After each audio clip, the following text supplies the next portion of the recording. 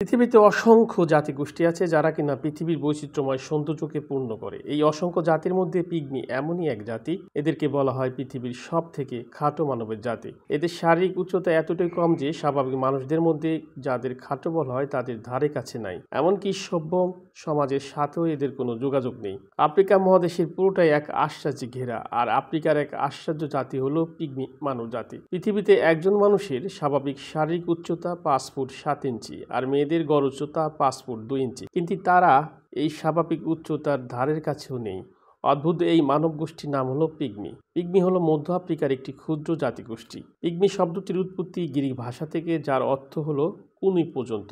এদের গড় উচ্চতা 4 ফুট বা 10 সেন্টিমিটার। পিগমি জাতি নিজেদের পা নামে সম্বোধন করে থাকে, যার অর্থ হলো মানুষ। মজার ব্যাপার হলো সারা বিশ্বের মানুষ যে তাদের পিগমি নামে ডাকে তা এই মানুষগুলো জানেই না, কারণ সভ্য জগতের সাথে এদের কোনো যোগাযোগই নেই। তারা নিজেদেরকে পা হিসেবেই জানে। দক্ষিণ পূর্ব এশিয়ার কিছু কিছু জায়গায় পিগমিদের অস্তিত্ব ছিল। ফিলিপাইনের ইউতো আদিবাসীরাও মূলত পিগমি মানব গোষ্ঠীর অন্তর্ভুক্ত।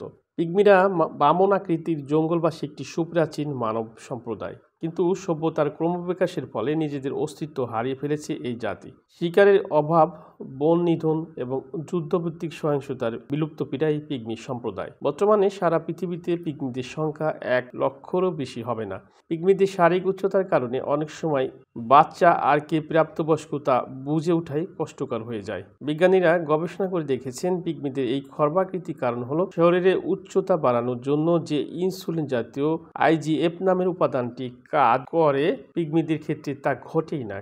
এই কারণে তারা স্বাভাবিকের তুলনায় অনেকটাই খাটো বা বামন হয়ে থাকে। এজন্য তাদের ঘর বাড়িও ছোট ছোট। এই পিগমিরা কিন্তু যাযাবের সম্প্রদায়ের অন্তর্ভুক্ত, কারণ এরা এক জায়গায় স্থায়ীভাবে বাস করে না। ছোট ছোট দলে এরা একজনের নেতৃত্বে জঙ্গলের বিভিন্ন জায়গায় ঘুরে বেড়ায় এবং কিছুদিন অবস্থান করে আবার জায়গা পরিবর্তন করে। পিগমিরা যেহেতু জঙ্গলে থাকে, তাই এদের খাবার তালিকায় রয়েছে বিভিন্ন জাতের বুনো ফল। তবে ফলমূল ছাড়াও সকল ধরনের চতুষ্পদী প্রাণী তারা খাদ্য হিসাবে গ্রহণ করে। খাবার সংগ্রহের জন্য এই পিগমিরা শিকার করে বেড়ায়। মানুষ তাদের যতটা হিংস্রভাবে, তারা ততটা হিংস্র নয়। যুদ্ধ কিংবা বিবাদ পিগমিদের অভিধানে নেই বললেই চলে, এমনকি তারা নিজেদের মধ্যে কোনো ঝগড়া বিবাদে লিপ্ত হয় না। বৈচিত্র্যমান গান ও নাচ পিগমি সংস্কৃতির অন্যতম বৈশিষ্ট্য।